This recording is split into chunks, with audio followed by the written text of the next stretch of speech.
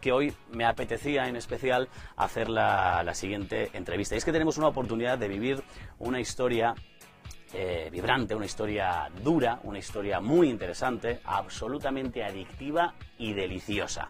Simplemente con leer este libro que tengo entre mis manos. Su autor es Antonio Garrido. Muy buenas noches, Antonio. Hola, buenas noches. El título del libro es El lector de cadáveres, que nada más el nombre ya sorprende. Bueno, te voy a dar doblemente las gracias, ¿vale? Una por estar aquí en TVR y otra por haber escrito el libro.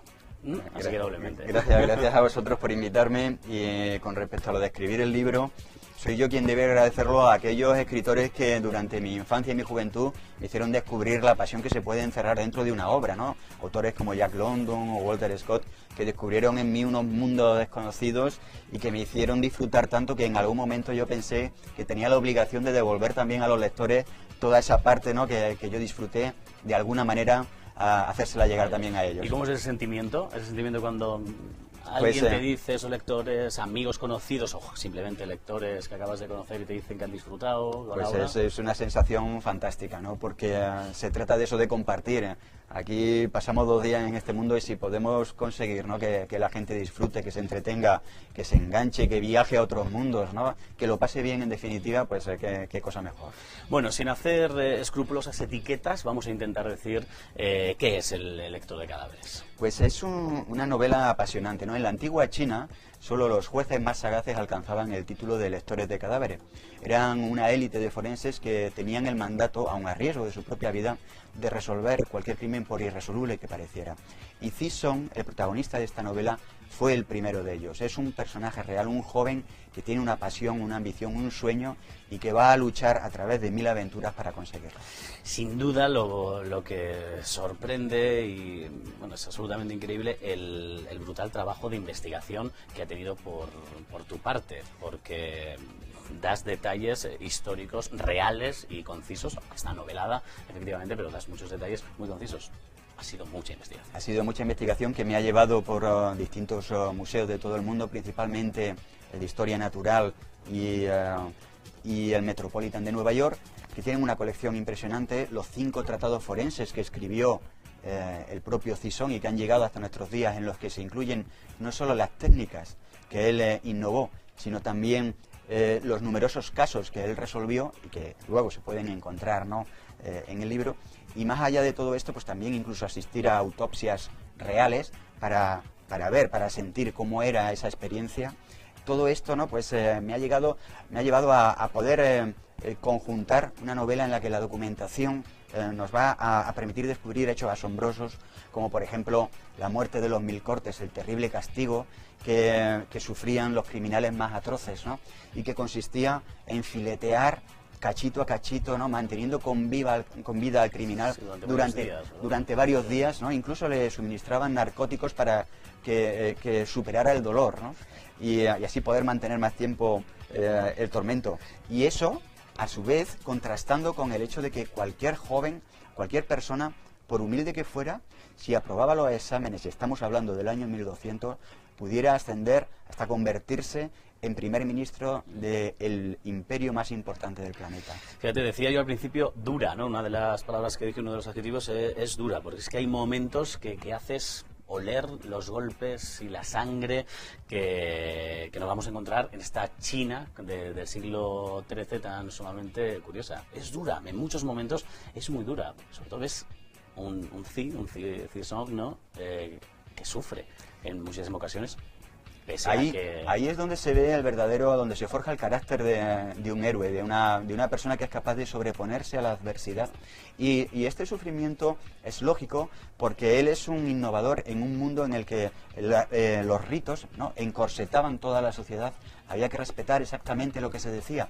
Y él llega con un afán innovador en el que cambia todo. Hasta ese momento los jueces se auxiliaban de matarifes y de carniceros para averiguar cuáles podían ser las causas que había bajo las heridas de un cadáver, ¿no? Y él es el primero que aúna la medicina, la investigación judicial, la práctica judicial, ¿no?, Y claro, todo esto en contra de la superstición y del esoterismo. Claro, aquí es que podíamos incluso dar la sensación de que ahora que tan de moda, ¿no? Pues el CSI, la anatomía de Grey, Bones y demás, es el principio de toda esta historia. Este joven es el primer CSI de la historia, por llamarlo de una manera, sí, ¿no? Sí, sí. Que lo entendamos. Es un joven que empieza a aprender las prácticas cuando comienza a trabajar de aprendiz de enterrador en los campos de la muerte, los terribles campos de la muerte, y allí mientras amortaja los cadáveres va descubriendo la diferencia que hay entre las heridas producidas con ánimo de matar de aquellas que son casuales, los efectos de los venenos y las ponzoñas, los efectos de las quemaduras, distingue la simulación de un suicidio por ahorcamiento de un asesinato.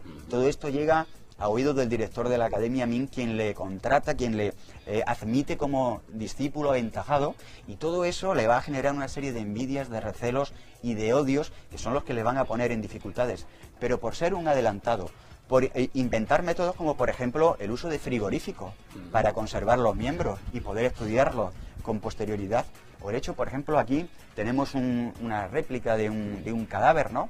Y podríamos comprobar in situ cómo funcionaba, ¿no? Pues vamos a verlo, porque ya que tenemos aquí efectivamente el cadáver... Cuando por primera vez se enfrentaba a un cadáver, lo primero que hacía era examinar toda la escena del crimen, como si fuera una serie actual, y iban anotando y dibujando a escala real en un libro de notas absolutamente todo lo que encontraban.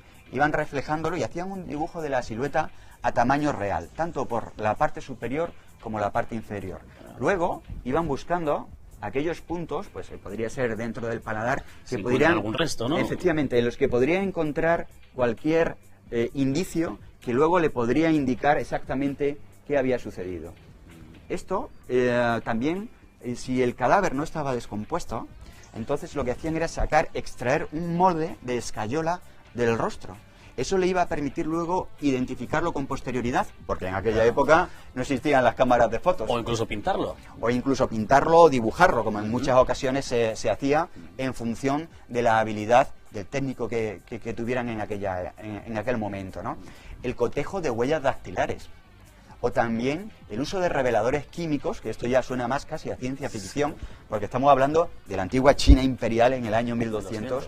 Y aunque solamente quedaran huesos, hervían estos huesos, los mojaban con una mezcla de vinagre y unos productos químicos que hacían salir a la luz manchas que antes eran invisibles y que indicaban la huella de un golpe, ¿no? El que le había podido producir la muerte. Claro, o sea, que es totalmente, como decíamos, el principio de toda esa ciencia forense, incluso utilizando la química o principios de la química. Son 509 páginas de las que no sobra una sola letra, pero ¿hubieras añadido alguna frase más? Yo creo que no, que una de las características que tiene, y por eso ese ritmo trepidante que engancha tanto, es que no sobra nada. Pero yo tampoco creo que falte, porque la novela tiene que tener ese ritmo. Y si lo vamos prolongando porque queremos demostrar todo lo que hemos aprendido, ¿no? Entonces empezamos ya a caer en la erudición, en el profesorado. Y no se trata de eso, se trata de que el lector disfrute de una aventura impresionante, de un thriller, que también tiene una parte de thriller importante, ¿no?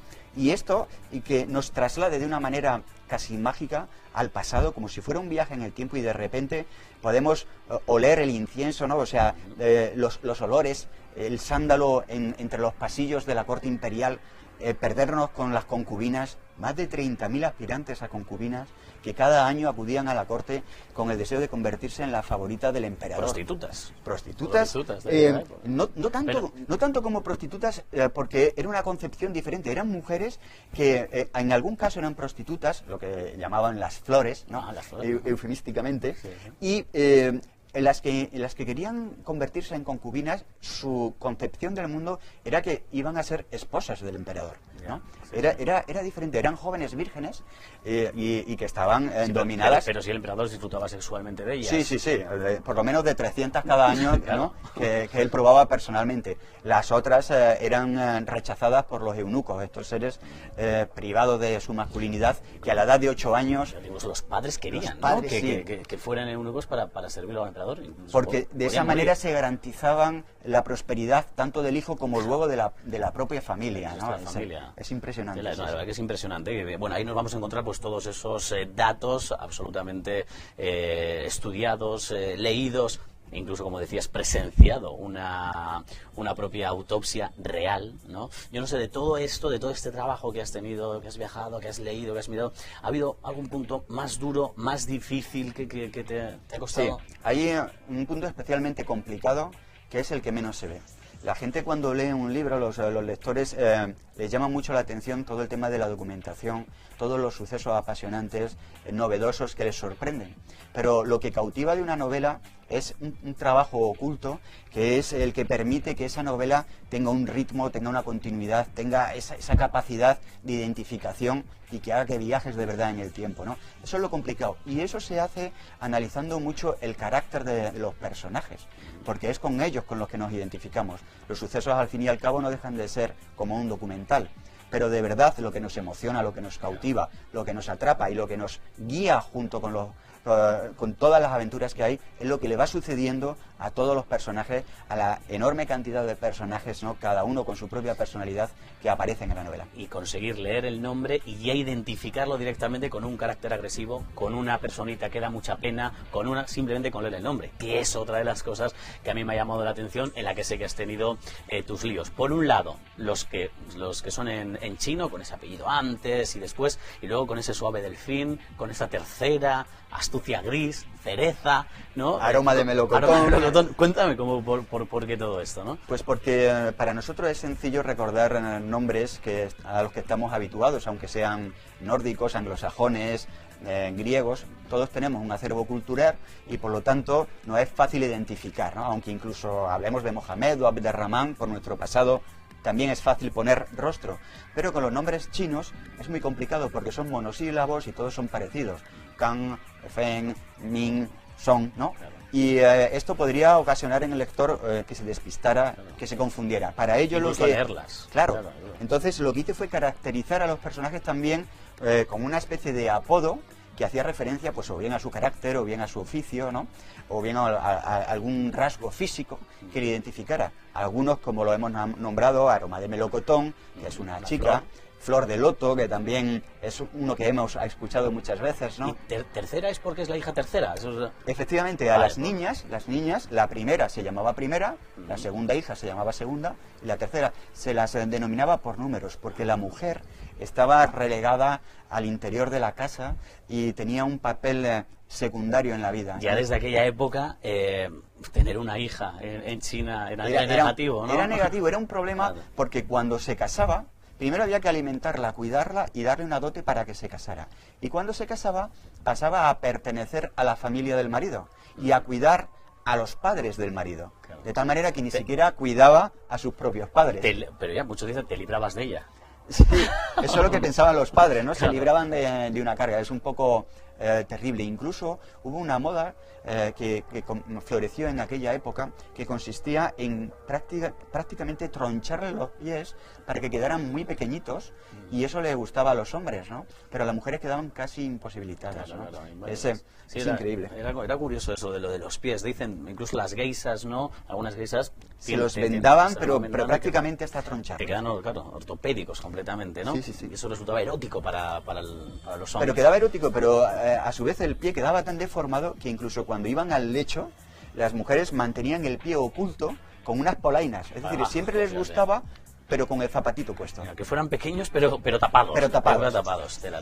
Bueno, la verdad es que es una increíble, yo os lo recomiendo, y la verdad que está bien esto decirlo, y de mi parte lo digo con la boca bien grande, que adquiréis este libro.